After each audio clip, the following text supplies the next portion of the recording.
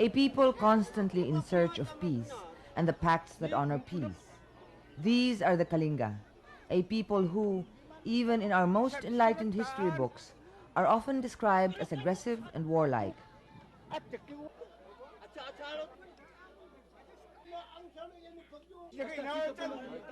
And yet, the most significant ritual of their social lives revolves around the search for peace and the prestige accorded to the keepers of the peace.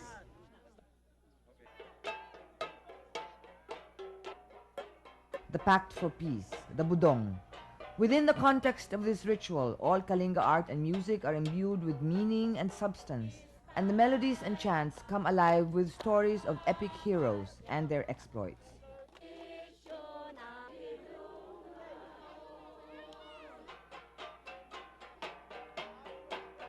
Stories of valor and bravery that only underlie a people's quest for peace.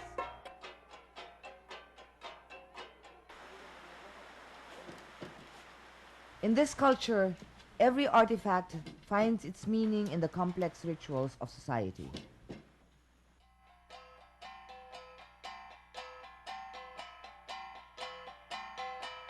Fabrics are displayed in villages to welcome visitors, are used in the dance, are given ritual meaning, once again in the quest for peace.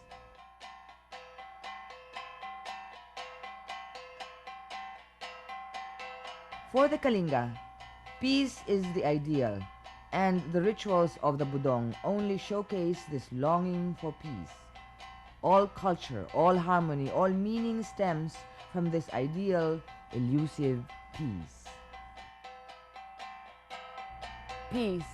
In the world we live in, peace is a delicate and tenuous state, a balance, if you will, that we are constantly trying to achieve.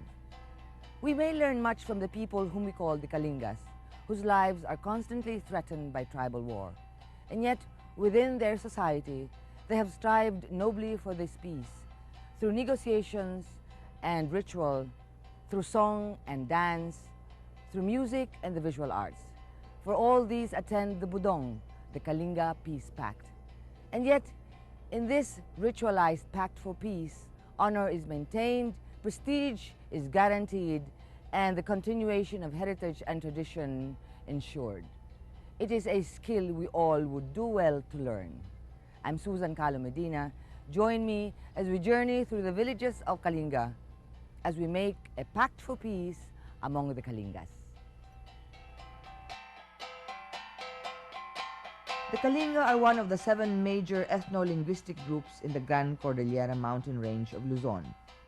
Strangely, the very name Kalinga has no ethnographic or geographic basis. Rather, it is a name that was given by the neighboring Ibanag and Gadang, upon whom the early Kalinga would often conduct raids and headhunting expeditions. Thus, the very name by which the Kalinga have come to call themselves means enemy and fighter, thus strengthening the impression that the people are aggressive and warlike.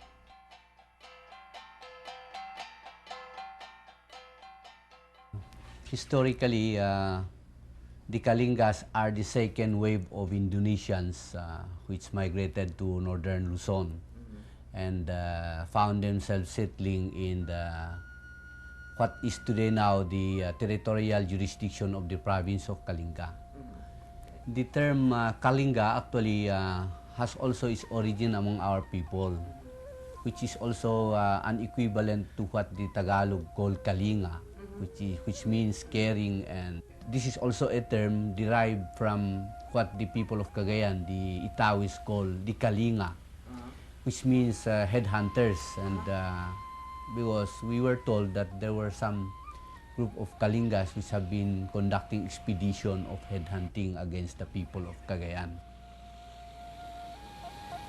The Kalinga are believed to have arrived in migration from eastern or southeastern Asia, along with the other peoples of the Cordillera.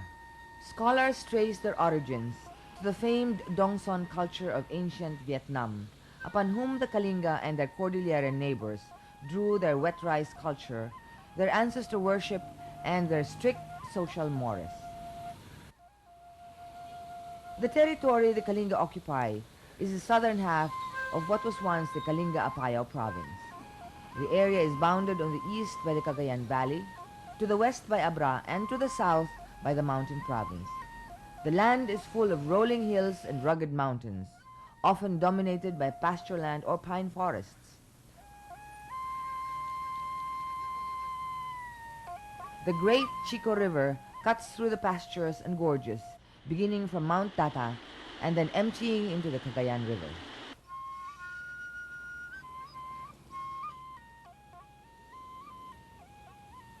The Kalinga were often regarded by the earliest ethnographers as the most warlike of the Cordillera groups.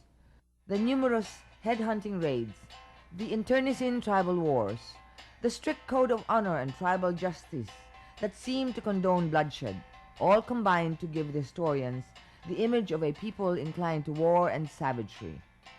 And indeed, it may be said that Kalinga society placed a high premium on the warrior's ability to fight and, more importantly, to retaliate in cases of offense. However, historic evidence also paints a picture of a people more than willing to defend their lands against the colonizers, which the Kalinga did, and with much success and blood against Spain. Today, much of the old value systems remain very much intact, a feat when one considers just how much of the neighboring cultures, like the Ifugao and the Bontoc, have been seemingly ravaged by modernization. Perhaps it is due to the ruggedness of the land in which they live and their relative inaccessibility. But the Kalinga remain one of the most dramatically preserved of the Cordillera cultures. It is not so much a preservation rooted in material culture as it is rooted in values, rituals, and systems which have remained in place despite modernization. Another problem of the modern Kalinga is perhaps his difficulty of keeping pace with development because of our physical inaccessibility or isolation. Most of the barangays, there are many things that they could grow, but which product we could not find to the market. While modernization makes its presence slowly felt, the traditions of the people of the Ili, the villages, still remains ever present, serving as a source of balance, as a ritual to point the way to peace. In no other ritual is this more evident than in the Budong, or Peace Pact, that travel time had come to document.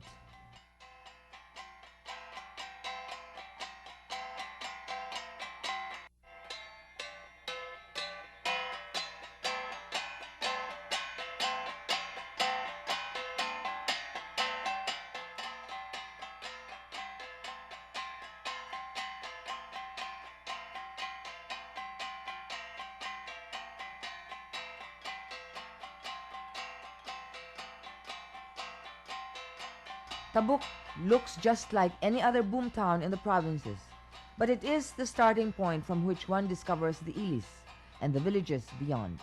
Our destination was Bangad, a sitio in Tinglayan.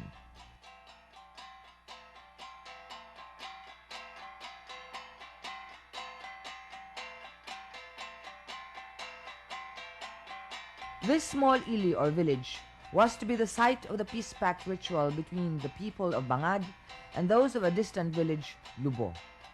Some 5 years ago, the Budong, the Peace Pact between these two villages, had been broken. Since then, men from both villages had been involved in occasional fights.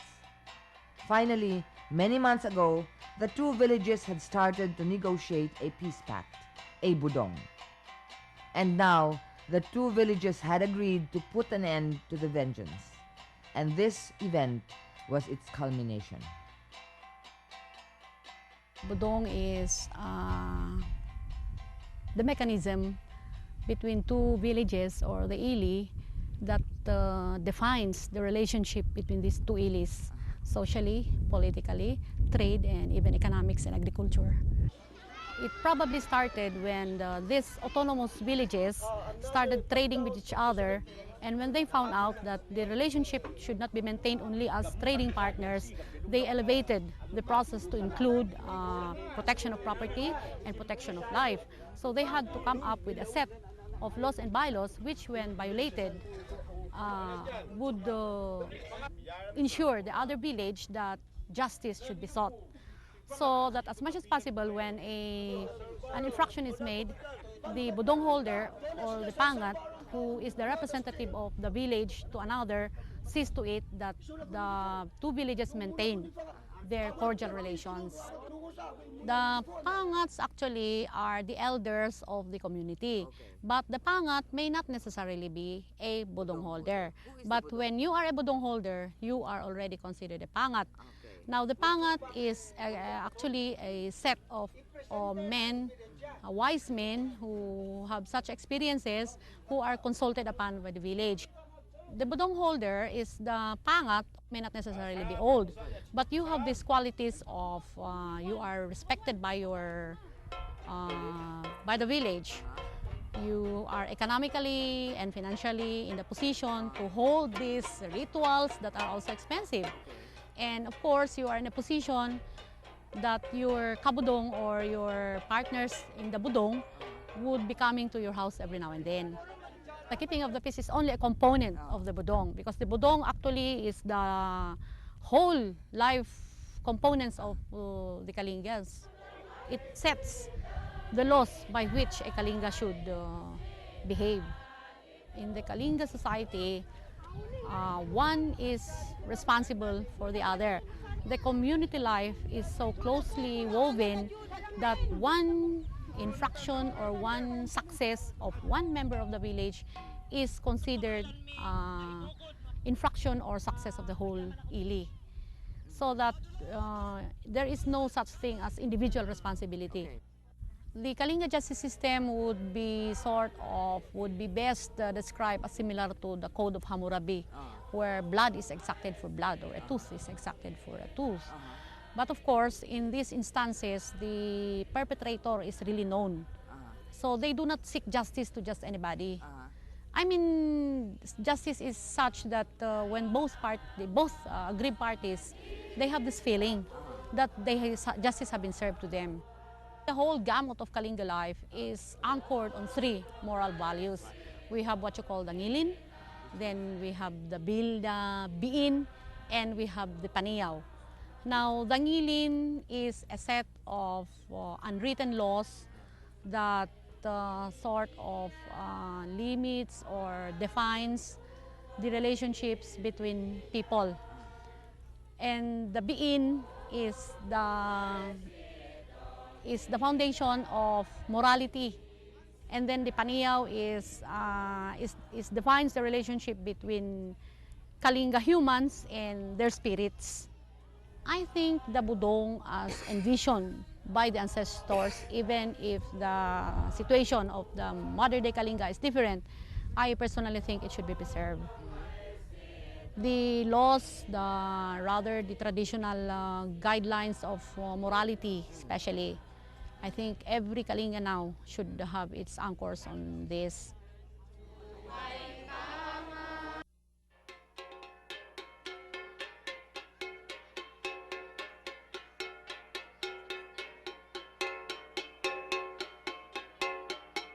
The village of Bangad in Tinglayan may strike the visitor as far from traditional.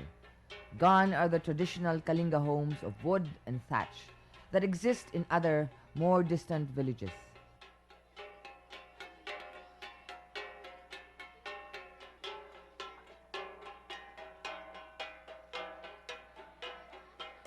In earlier times, the village would have looked like this. One-room huts clustered closely together around the rice fields and agricultural lands.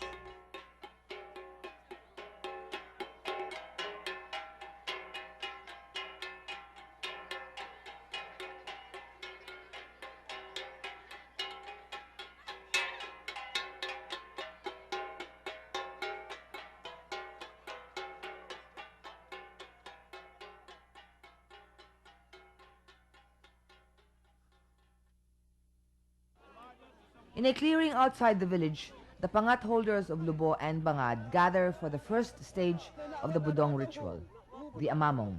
In this formalized exchange of words, the peace pact holders eloquently, sometimes over-emphatically, state their cases for peace. This takes place at the beginning of the negotiations, many months before the final ritual. The Budong usually started when two villages have they had an infraction on the existing Pagta or the laws and bylaws by which their relationship should be defined. So this starts with when the Budong between two villages is broken, maybe by sort of hurting property or person. After some time, the neutral village leaders would talk to the two villages. So a series of negotiations would be undertaken by a group of elders from the other villages. They are called the sakosak.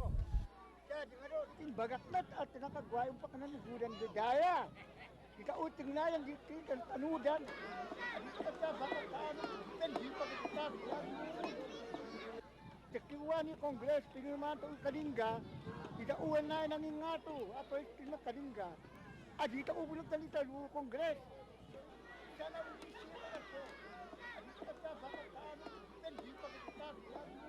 When the feuding villages would agree to come up now with a new pact, the neutral villages would visit one of the villages and come up with what we call the surdip, which is the acceptance of the, well, in modern times it would be called a ceasefire. So as a symbol, there is an exchange of the war tools, which is the spear and the bolo, or sometimes an exchange of even beads are used. The next step is the alasio, in which the budong holders come together to exchange the weapons of war. Tamay ko mamangwa-mangwa. Tanilan jwa daw bansikap na opyan na dintog. Ad siya tapion na umtopot sa kayang nanay. Here, Domenica Gunawa Santos of Lubo and Anselmo Lopec of Bangad exchanged the spear and the bolo that symbolized the war between Lubo and Bangad.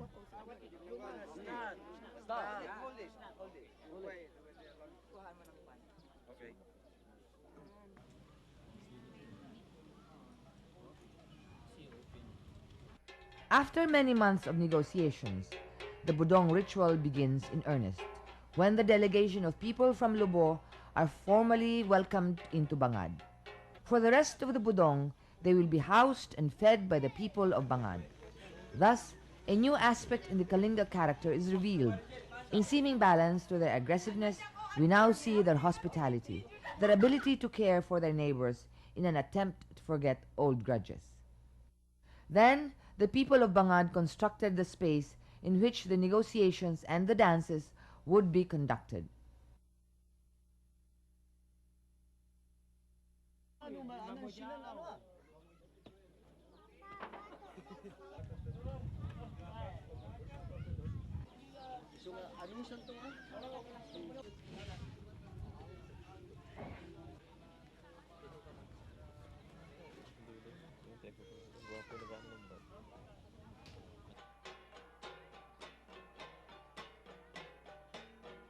The Budong is not just a ritual for the Pangats, the elders, and the tribal leaders. It is, first and foremost, a festival of the people. And so the evening is spent in an exchange of songs and dances between the people of the two villages.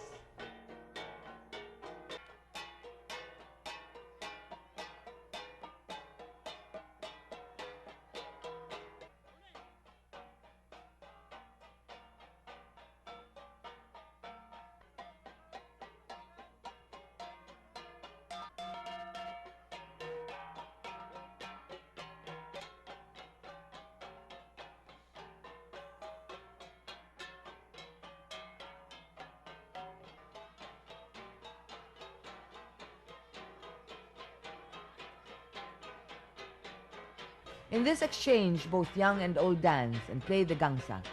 The rhythmic swaying of the dance and the hypnotic, almost singular swaying of the Bangad people is matched by the dancers from Lubo.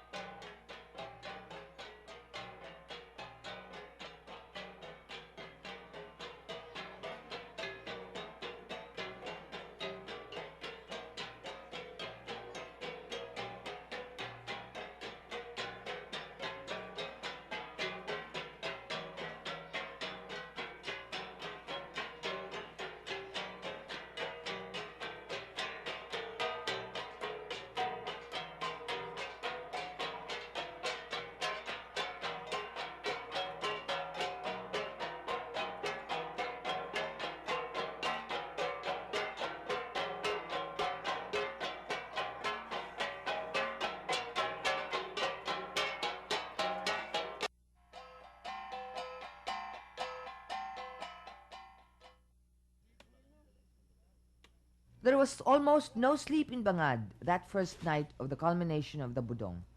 Early the next morning, the slaughter of a water buffalo marked the beginning of the second day of the Budong.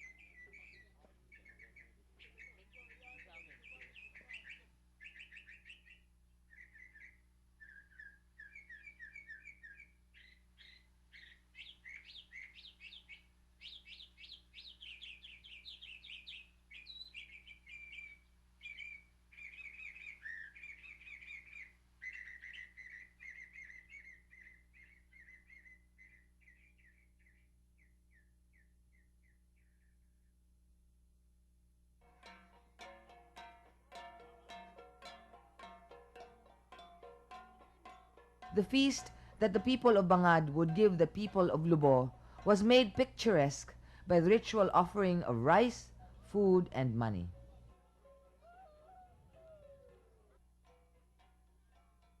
The makeshift tent, which in earlier times would have been made of traditional Kalinga hand-woven blankets, housed the offerings.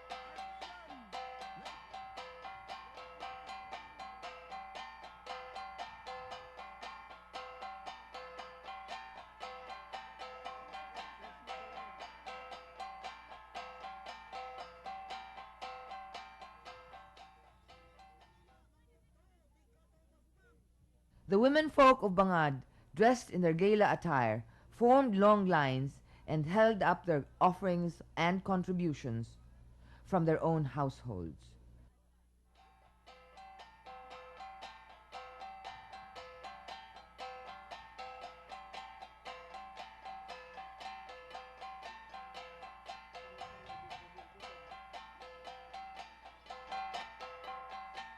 Those who could afford to added pennants made of carefully folded bills.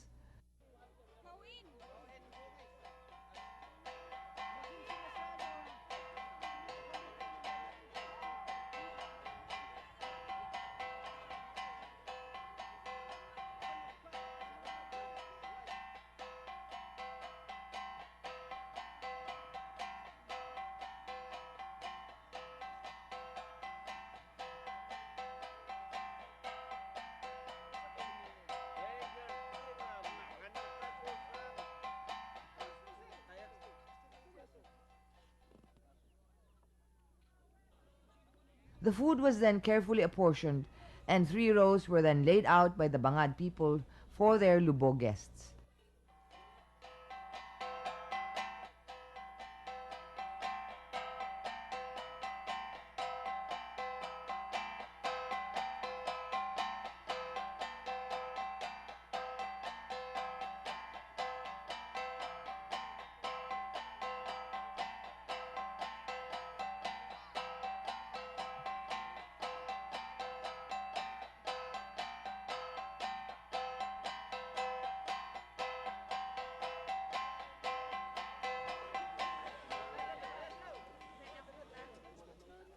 The kabkab potion, a brew of cane vinegar and charred wood, is passed around and anointed on the stomachs of the guests to prevent stomach ache and indigestion.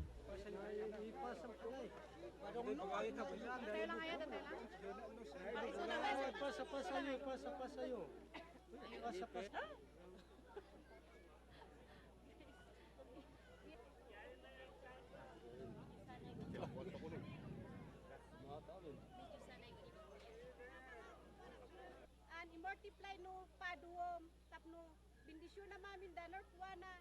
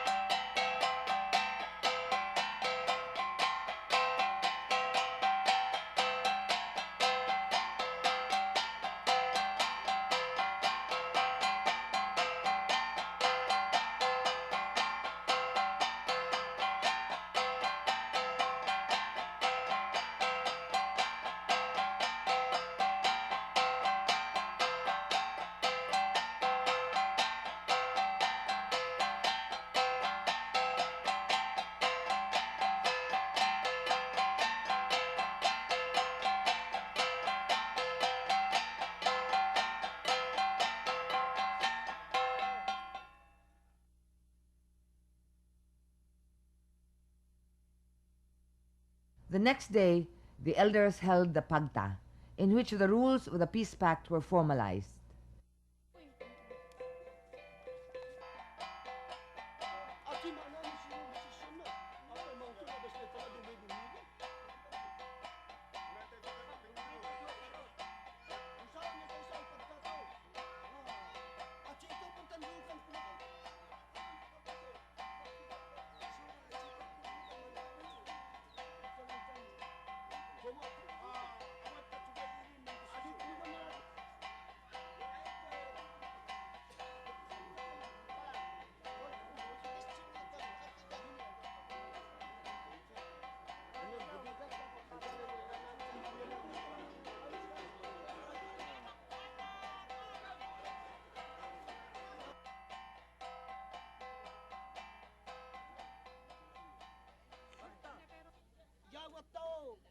And then to mark the end of the budong, the linay is conducted.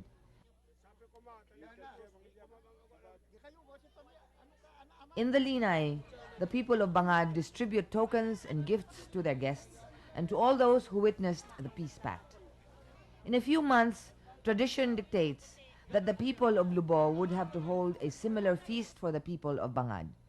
In this gesture of reciprocity, the two villages would finally have completed their budong.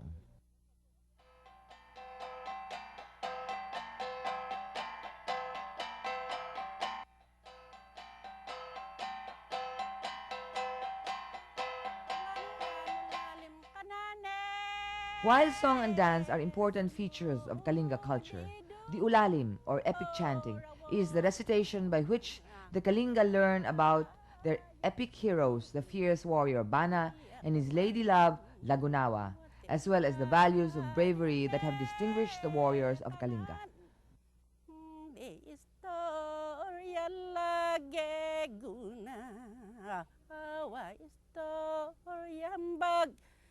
Kasing gay salakit amemamban adongoy iwe susundate amo di mampay edinu manaka edimang kokopi yamban akalage guna awate kaisa ne agi aga wakanana siyong nilain sinaidongan mangwakad ka neng nusuban na umoy kanodumon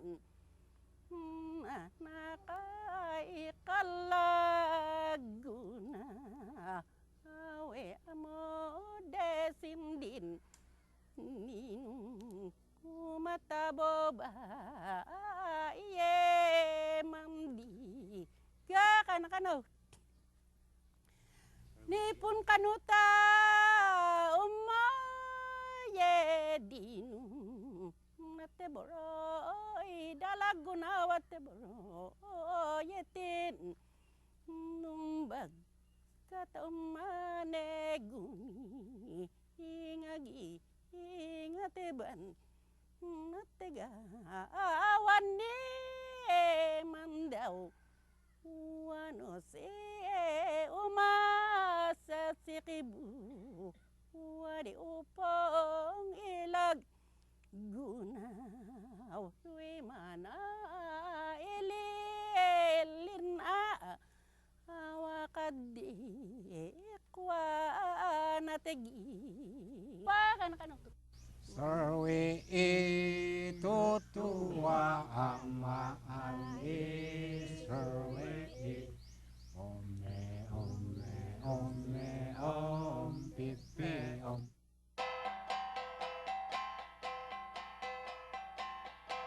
The Kalinga have always been known as the peacocks of the north, a brand that recognizes the extraordinary ability of the traditional Kalinga to combine feathers, beads, tattoos, and fabrics in a rich texture display of physical beauty. Their Malay stock makes them taller and more statuesque than their Cordilleran neighbors, with just the right physiques for tribal finery.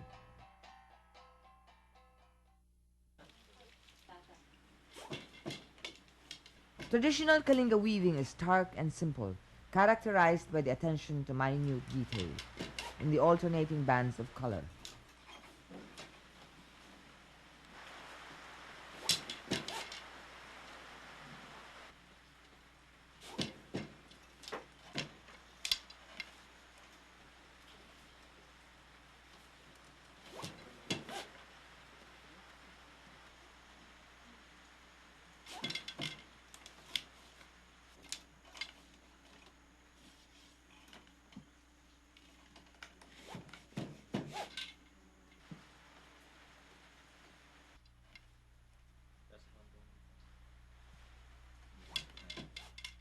Silamat, silang bitugon, ilaglis, kilae, ilapyay, hagitya.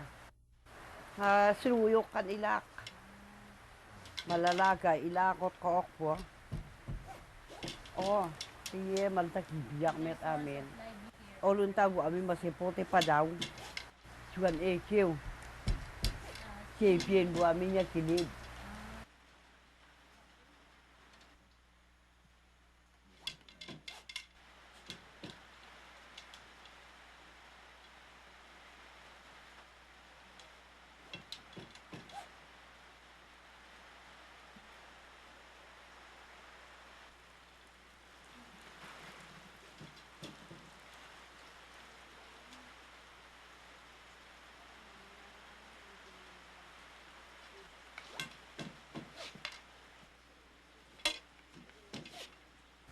Oh, bu amin masike, bu amin kawati, laya ya lus kung kamin tiya amok.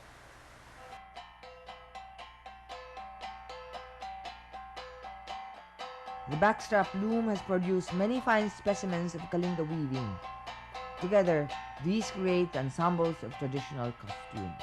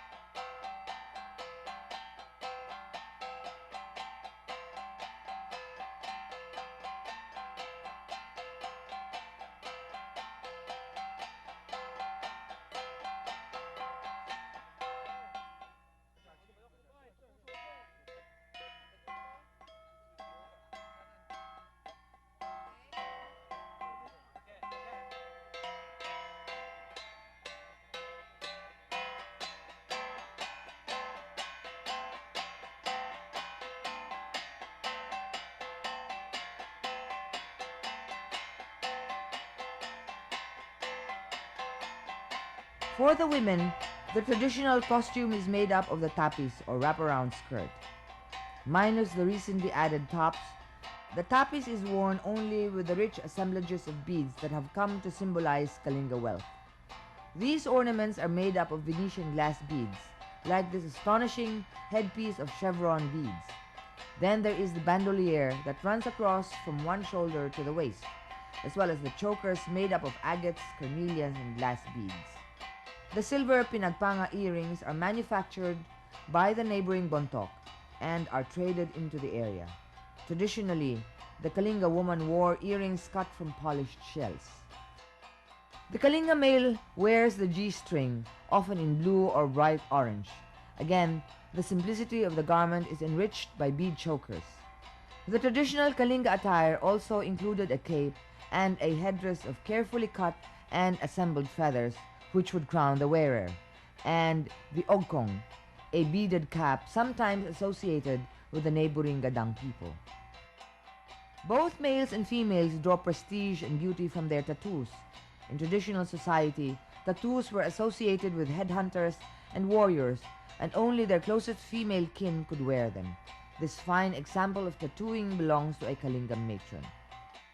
But the physical beauty of the people is complemented by their astonishing grace, a grace that is best captured in the banga dance, a woman's show of grace and strength.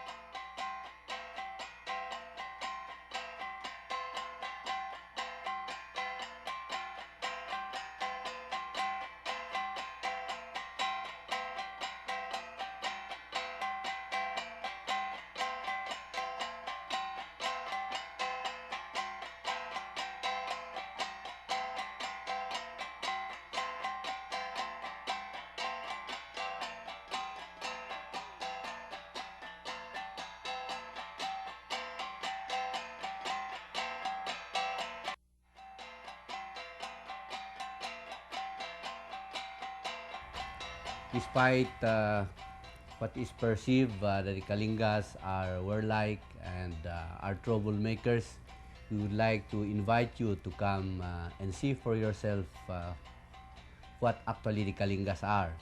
See our beautiful place and see our people who are hospitable and like the other Filipinos throughout the land are also lovable and free and industrious. So hope you could come over to see our place. Ubali ayu tilanyo kadto wa siru din niron na Kalinga. It seems truly unfair that history should judge the Kalinga as warlike and aggressive without taking into consideration this institution, which is the basis of so much order, so much art, so much creativity. And yet, this seemingly naive search for peace is something we can all learn from. Lagi nating hinahanap at minimithi ang kapayapaan, ngunit nananatiling ganoon lang, isang mithiin. Marahil ay nawala na sa atin ang kakayahang humarap sa ating mga kaaway upang pag-usapan ang mga kondisyon ng kapayapaan. At sa ating pag-uusap, tilang lalong nagkakaroon ng lalim at saysay ang mithiin natin. Sa budong, ang buong lipunan ay nagiging bahagi ng ritual at ang ritual ay nagbubunga ng kapayapaan. Would that we of this aggressive warlike world learn to come to terms with the price of peace, just as the Kalinga do in their budong. In their rituals, we see a people who constantly live with war, making an effort to achieve peace. The ritual has its symbols and its characters, all who embody the ideal. And though the peace process may fail at times, the ritual is there to guide them always in the search. For the Kalinga, the budong is precisely that, a time-honored method that just may one day achieve a lasting peace. I can only wonder what time-honored traditions do we of the city rely on as we dream of peace. I'm Susan Calo Medina. Huwag maging dayuhan sa sariling bayan.